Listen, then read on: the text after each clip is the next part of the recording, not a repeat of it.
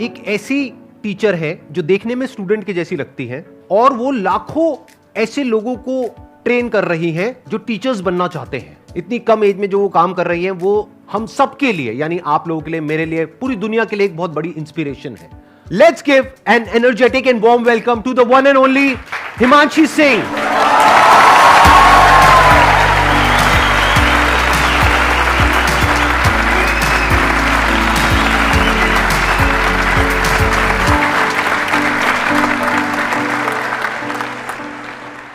आपने 6 साल पहले अपना YouTube चैनल शुरू किया था लेट्स लर्न के नाम से। इनफैक्ट ये नाम ही कितना कमाल का है, यानी ये सिर्फ सिखा नहीं रही हैं, सीख भी रही हैं। इनके लाखों सब्सक्राइबर्स हैं और करोड़ों व्यूज हैं इनके चैनल पे, यानी कि लाखों लोग इनको देख करके टीचर्स बन गए हैं।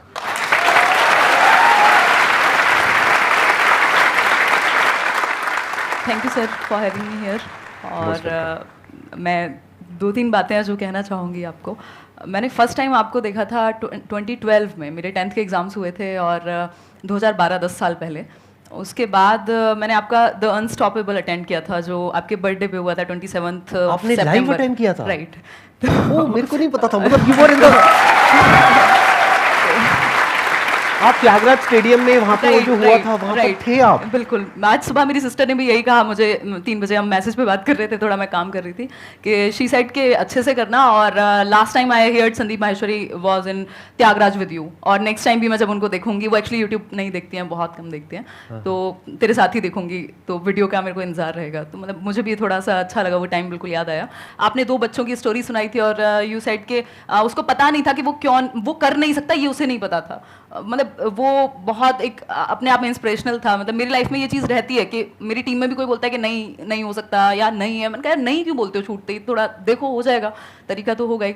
तो बहुत इंस्पायर किया आपने सर। जो मुझे बहुत अच्छी क्वालिटी लगती है आपकी, थोड़ा सा बुद्धिजीवी होते हैं लोग तो टाइम के साथ उनको लगता है थोड़ा मुश्किल दो कुछ, मतलब भारी बातें, भारी किताबें या कुछ, आप बहुत ही मुश्किल बात को भी बहुत आसानी से समझा देते हैं सबको। वो मुझे बहुत अच्छी क्वालिटी लगती है आपकी कि आप बहुत सिंपल तरीके से समझा देते हैं। Thank you so much.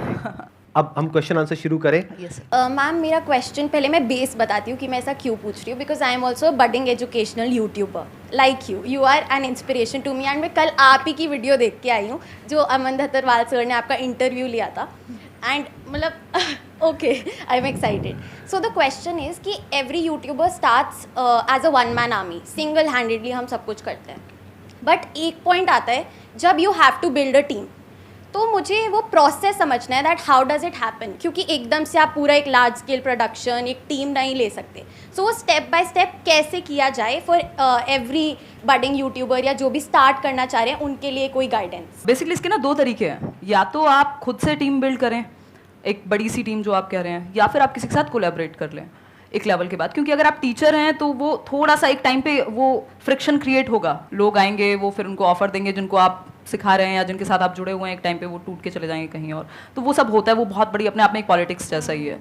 तो अगर आपकी पर्सनैलिटी वैसी नहीं है, मतलब मैं पर्सनली मानती हूँ मेरी वैसी नहीं है, तो उस केस में आप कोलैबोरेट कर सकते हो। बाकी इंडिविजुअली बहुत कुछ किया जा सकता है। मुझे याद है 1.5 मिलियन तक भी मैं इवन टाइप भी खुद कर रही थी क्वेश्चंस, जबकि उस टाइम पे वीडियोस की भी ज़्यादा नंबर ऑफ वीडियोस बनते थे।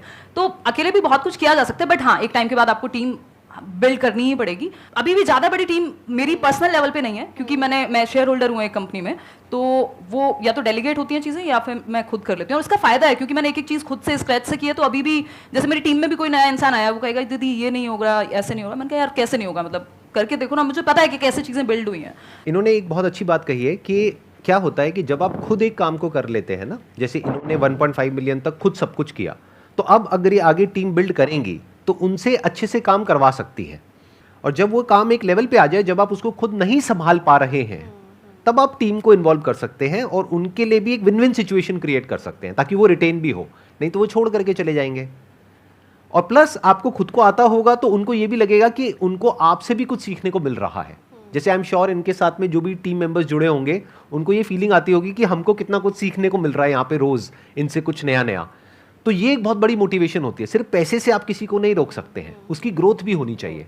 वो ग्रोथ तब हो पाएगी जब आपकी खुद की ग्रोथ एक लेवल पे हो चुकी होगी।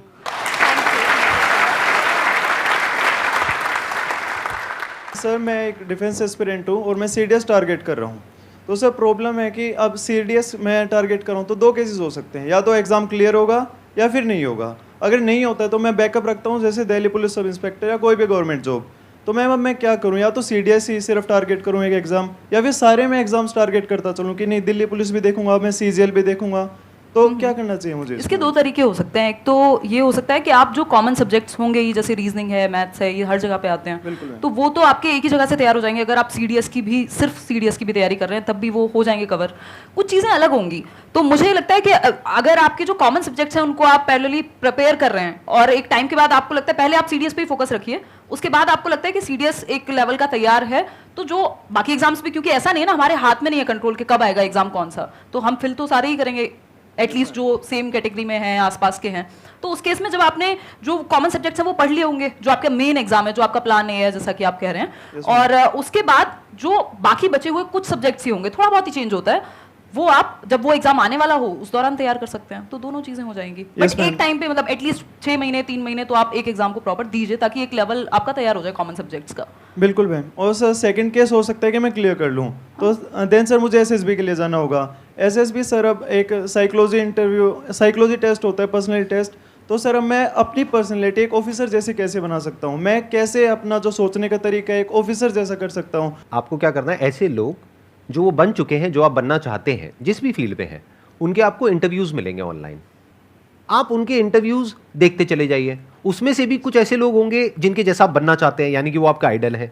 बिल्कुल तो सर। उनके इंटरव्यूज आप बार बार देखिए, 2 बार देखिए, 5 बार देखिए, 10 बार देखिए, 20 बार देखिए। तो क्या होगा, धीरे धीरे आपके बिहेवियर में वो चीज उतरने लग जाएगी और आप उन्हीं की तरह बिहेव करने लग जाएंगे। बिल्कुल sir. Okay, thank you sir. Most welcome. Sandeep sir, I would really like to say one thing. Thank you to you and your team members. हर किसी के लाइफ में अलग हार्डशिप्स रहते हैं, इमोशनल ट्रोल हो जाता है, मतलब लगता है कि यार सामने वाले को आप कितना समझाओ नहीं समझ रहा है, तो फिर खुद के अंदर लगता है कि कहीं हम ही तो गलत नहीं है। आपकी क्या, मेरी भी बहुत ट्रोलिंग होती है।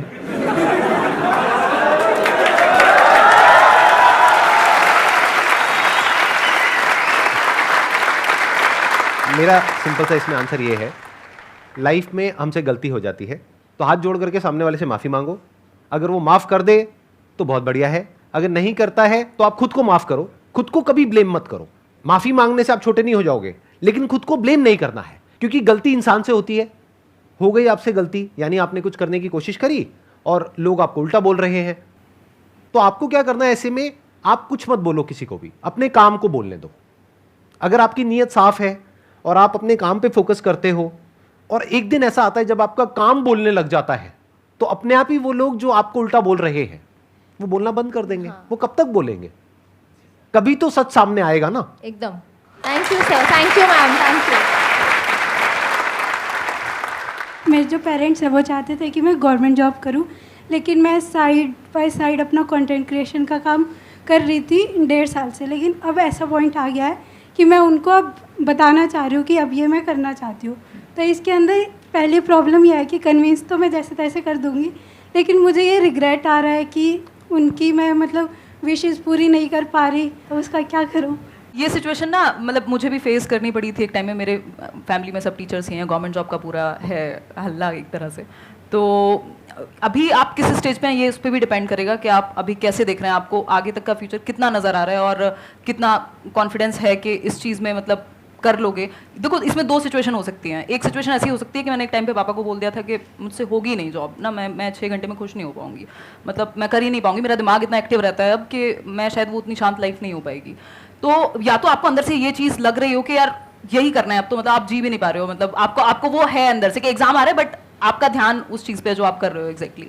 तो अगर वो उस लेवल का है तो फिर तो देखो कन्विंस कर ही लेना चाहिए, और उनको बोल भी सकते हो, 1-2 साल का टाइम ले सकते हो। इसी लेवल का है, इसलिए कॉन्फिडेंस से कर लूंगी convince। बिल्कुल, जब है तो फिर तो करके देख लो। और दूसरा, टाइम है, 1-2 साल में कौन सा दुनिया खत्म हो जाएगी, मतलब आप कर सकते हो बात। तो घर पे बात करो, थोड़ा सा, थोड़े दिन रहेगी, वो रहता है, सब जगह पे रहता है। और मतलब मैं वैसे कहती थी अपने दोस्तों में एक टाइम पे कि यार पैशन ना आपको समझ आता है, थोड़ा बहुत उनको आ जाएगा, बट उनको ना वो बाहरी मटेरियलिस्टिक चीज़ें या सोसाइटी की अगर हम बात कर रहे हैं या पेरेंट्स की भी कुछ हद तक, क्योंकि उनको आपकी सिक्योरिटी चाहिए, उनको ऐसा नहीं है कि आपसे कोई बहुत बड़ा पैसा चाहिए या कुछ, तो वो टाइम के साथ आ जाएगा अपने आप, फिर वो चीज़ अपने आप ही आपकी साइड लाइन हो जाएगी, आप खुद ही उनको भी आंसर मिल जाएगा। और इवन लास्ट ईयर भी आई थिंक वैकेंसी आई थी, तो मेरी मम्मी कह रही थी कि फॉर्म फिल कर दें। मैंने कहा मम्मी कैसी बातें करती हो और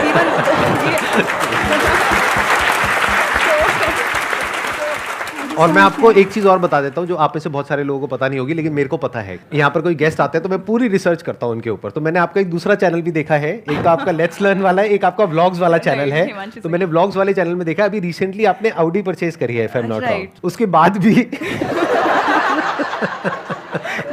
आप समझ पा रहे हैं ना? हाँ, तो इसलिए थोड़ा रिलैक्स रहिए, घर वालों को धीरे धीरे समझ आएगा। जब आपके पास 2-4 प्राइवेट जेट आ जाएंगे तब हो सकता है वो आपको भूलना बंद कर देंगे। तब तक सुनते रहिए, आराम से सुनते रहिए। साइड में आप तो है मोटिवेट करने को, जब साइड में मैं तो हुई, मैं तो साइड में ही।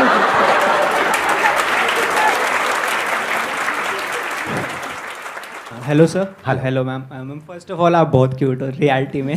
थैंक यू मैम एक्चुअली मेरा सीटेट से कोई लेना देना नहीं है, मेरा कुछ नहीं, मैं सिविल सर्विस एस्पिरेंट हूँ और एलएलबी कर रहा हूँ साथ में, बट स्टिल मैं आपकी सारी वीडियोस देखता हूँ, संडे वार्ता से लेके व्लॉग्स वगैरह सब, मैम बहुत इंस्पिरेशन लगता है। मैम एक्चुअली मेरा क्वेश्चन ये था कि मैं सिविल सर्विस की प्रिपरेशन कर रहा हूँ, फर्स्ट अटैम्प्ट दे भी चुका हूँ बट नहीं हुआ था क्लियर, फिर साथ में मैंने एलएलबी ले लिया DU से, तो मेरे को लगा था कि मतलब बिजी रहना है, अपने आप को बिजी रखना है, नॉलेज गेन करनी है, तो मैंने इतनी चीज़ें मतलब ऐसे वो कर लिया, एक रायता फैला, ऐसे कह सकते हैं रायता सा फैल गया है, बट अब वो फोकस नहीं हो पाता है, वही इंस्टाग्राम पे रील स्क्रॉल कर रहे हैं। बेसिकली अगर वो मोटिवेशन कहा भी जाता है, जैसे मैं एजुकेशनल साइकोलॉजी भी डिस्कस करती हूँ कि नीड से आता है, तो अगर आपकी नीड वो वाली सच में बड़ी है तो आप तरीके ढूंढ लेंगे, वो मैनेज कर लेंगे। मतलब ऐसा नहीं है कि नहीं हो सकता है या किया नहीं है लोगों ने। मेरे खुद के कुछ फ्रेंड्स हैं जिन लोगों ने सेम जो आप बता रहे हैं वही सिनेरियो रहा है, हालांकि इंडिविजुअल डिफरेंसेस हैं, कंपेयर नहीं कर सकते, बट ऐसा नहीं है कि नहीं किया जा सकता। अगर आपकी वो नीड बहुत बड़ी है तो आप वेज ढूंढ लेंगे, और रील से तो वैसे भी कोई भला होने वाला है नहीं आपका, मतलब थोड़ा बहुत कभी देख लो तो समझ में आता है, बट वो तो मतलब हम इतने छोटे तो नहीं रहे ना कि हम अपना भला ना समझ सकें, तो इवेंचुअली तो वो हमें नुकसान ही पहुंचाएगा। मैम वो वहीं अटका रहता है दिमाग के, नहीं यार छोड़ो। ऐसा क्या मिल रहा है रील में? मैम पढ़ाई की तरफ, पढ़ाई से या कुछ प्रोडक्टिव काम से दिमाग हट के मतलब अनप्रोडक्टिव चीज़ों में हाँ, जा तो रहा है। आसान है ना, मतलब वहाँ पे अच्छा सर तो सब कुछ ही आसान है, बट मतलब वो कंपैरेटिवली इजी है ना, वहाँ थोड़ा सा पेन होता है। अगर आप पढ़ने बैठोगे मन भी इधर उधर भागेगा, तो आदत डालनी वो अगेन नीड बहुत बड़ी नहीं है जब तक तो आप ऐसे इधर उधर घूमोगे। अगर वो नीड बहुत बड़ी हो जाएगी, जिस दिन आपको लगेगा कि ये चीज़ सच में इंपॉर्टेंट है, आप वेज ढूंढ लोगे कुछ भी करके, वो अपने आप उठ भी जाओगे, कर भी लोगे, पता नहीं क्या क्या कर लोगे। तो सारा खेल वही है, अगर सच में अंदर से उतनी उस लेवल की नीड ही नहीं है तो फिर खुद को भी धोखा मत दो और आसपास वालों को भी। मतलब सारा खेल उसी का है कि आप सच में कितना चाहते हो। Thank you ma'am, thank you.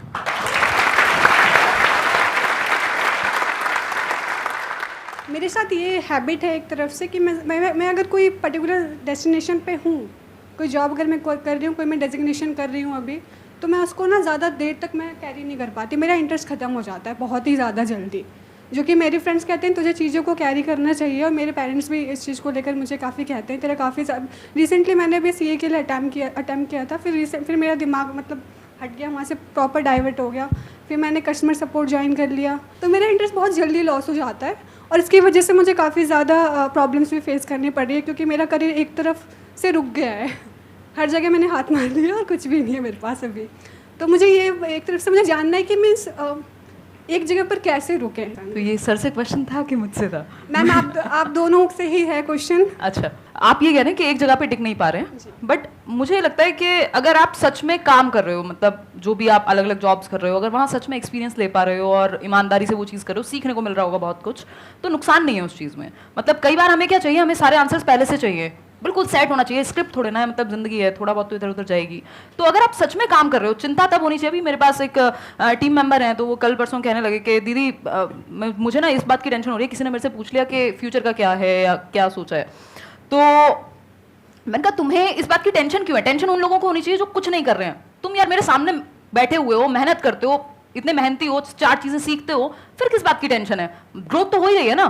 तो जब कुछ ना कुछ कर ही रहे हो तो फिर नुकसान तो नहीं होने वाला, एटलीस्ट कुछ ना कुछ तो कर ही लोगे, मतलब वो सीख तो रहे हो ना एटलीस्ट। तो वो सीखना इंपॉर्टेंट है। अगर आपको अभी नहीं मिल रहा जवाब के एग्जैक्टली क्या करना है, मिल जाएगा, बट प्रोडक्टिव अगर आप हो, सच में कुछ कर रहे हो मेहनत से, तो इवेंचुअली सही दिशा ही होगी। ऐसा नहीं है कि कोई कि मतलब आप गलत जगह पे जा रहे हो। वो प्रॉब्लम तब है जब आप बैठ के डे ड्रीमिंग कर रहे हो। अनटिल अनलेस आप काम कर रहे हो तो फिर तो कुछ ना कुछ तो सीख ही रहे हो।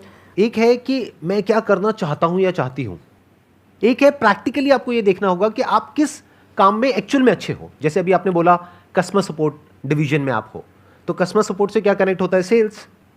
और सेल्स में इतना पोटेंशियल है जिसकी कोई हद नहीं है। हो सकता है मैं आपसे पूछूंगा आप क्या करना चाहते हैं, आप कहेंगे मैं सिंगर बनना चाहती हूँ, मैं डांसर बनना चाहती हूँ, मैं ये बनना चाहती हूँ, मैं वो बनना चाहती हूँ। उसको छोड़ दीजिए। आप ये देखिए कि आप एक्चुअल में किस काम को करने में अच्छे हैं, जहां पे आपको रिजल्ट अच्छा मिलता है, जहां पे आपको एप्रिसिएशन मिलता है, जहां पे आपको ये लगता है कि हाँ मैं इस काम को कर सकती हूं।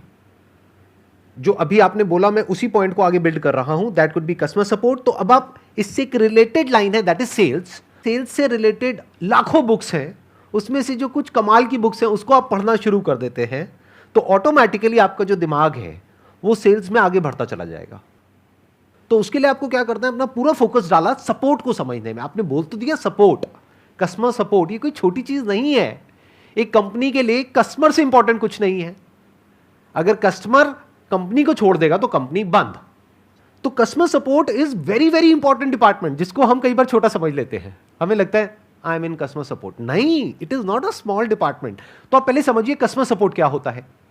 अभी तो आप बाई चांस उस फील्ड में चले गए हैं, आपने कहीं अप्लाई किया, आपको जॉब मिल गई, but you are not an expert in that field. आप ये नहीं कह सकते कि मैं दुनिया की बेस्ट कस्टमर सपोर्ट एग्जीक्यूटिव्स है उसमें से एक हूं, कि अगर मेरे पास में कोई कस्टमर आता है डील करने के लिए, चाहे 1-on-1, चाहे ऑनलाइन, चाहे कैसे भी, I can convert that customer. ये कॉन्फिडेंस अभी आप में नहीं होगा।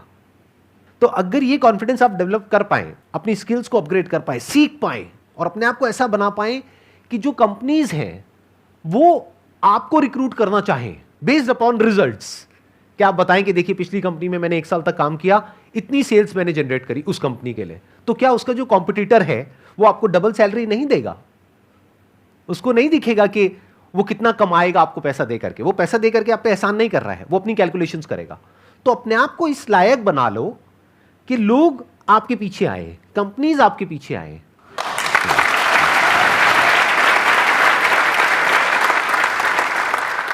Ma'am, as you said that you used to live near a village type area and you started at a very young age.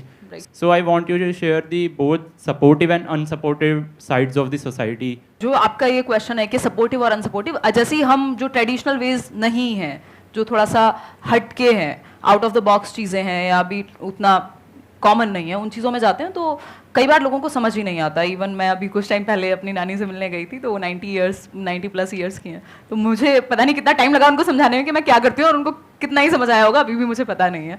तो बेसिकली इस तरह की चीज़ें ना समझने में ईजी नहीं होती, स्पेशली अब हमसे पहली जनरेशन के लिए या जो जनरल परसेप्शन चल रहा है सोसाइटी में उनके लिए। बट कुछ कुछ चीज़ें अपने आप समझ आएंगी टाइम के साथ। मतलब वो टाइम को जवाब देने दीजिए। आपको अगर सच में इंटरेस्ट है और आप उस चीज़ को करने में खुश हैं, आप सीख रहे हैं और एक हर दिन एक नया चैलेंज है और आपको लग रहा है कि आपकी ग्रोथ हो रही है और आपको पता है कि यहाँ तक का रास्ता दिखा है, क्योंकि ये ऐसी चीज़ थी जहाँ पे मुझे पता नहीं था कि ये करियर भी हो सकता है। इवन मैंने जिस दिन फर्स्ट वीडियो डाला मुझे नहीं पता था मोनेटाइजेशन जैसी कोई चीज़ होती है, वो वीडियो कैसे डालते हैं वो भी मैंने सर्च करके ही डाला था। तो उस केस में वो आप जहाँ तक का रास्ता दिख रहा है उतना एटलीस्ट उस चीज़ पे फोकस करो और देखो आपकी फील्ड में कुछ लोग अगर हैं, तो अब तो है ही एटलीस्ट इस तरह की चीज़ों में, तो आप उनको देख के भी सीख सकते हो कि क्या अपर लिमिट है या फिर मतलब किस तरह से आप चीज़ें करोगे। तो सपोर्टिव और अनसपोर्टिव, कई बार जो लोग आपके क्लोज मतलब सर्कल में है, जो फैमिली है, तो उनको पता है यार ये रात को मेहनत करती है। उस टाइम पे आवाज़ आती थी दिन में, तो मैं रात को ही रिकॉर्ड करती थी रूम बंद करके ताकि सब सो रहे हैं। तो वो उनको समझ में आएगा कि यार ये मेहनत कर रही है और ये सच में या कर रहा है, सच में ये चीज़ में इंटरेस्टेड है, तो वो कुछ हद तक आपको सपोर्ट करेंगे। दूसरी चीज़ ना सपोर्ट करने की रही, तो आपको सबका सपोर्ट फर्स्ट डे या डे 1 पे क्यों चाहिए? मतलब ज़रूरी नहीं ना, ज़्यादा लोग नहीं चाहिए होते, 1-2 लोग भी अगर आपको लगता है कि समझ रहे हैं तो ठीक है, उतना इनफ है। आप करते जाइए, ज़्यादा समझाने की कोशिश मत कीजिए सबको, उसमें आप ही कंफ्यूज होंगे और परेशान भी होंगे जब लोग सपोर्ट नहीं करेंगे। तो मेरे साथ भी वही हुआ है कि मैंने एट टाइम्स, जहाँ पे मेरी बुक आई 2019 में फर्स्ट बुक, तो मेरे फादर बहुत खुश हुए और अभी तो वो नहीं है इस दुनिया में, बट वो सच में बहुत खुश हुए क्योंकि बुक उनको समझ में आसानी से आती थी। बुक मतलब सबको पता है कि भाई बुक लिखनी होती है, मेहनत होती है, ये वो, तो उनको वो चीज़ बहुत अच्छे से समझ में आई, उन्होंने और बहुत अच्छे से सपोर्ट किया। उससे पहले शायद उनको लगता होगा कि यार ठीक है टाइम पास के लिए मान लो, या फिर चलो इसकी कम्युनिकेशन स्किल्स डेवलप हो रही है, मेरे भाई ने कभी दिखा दिया उनको वीडियो। तो वो सपोर्टिव अनसपोर्टिव दोनों चीज़ें रहेंगी, बट आपको फोकस काम पे ही रखना है।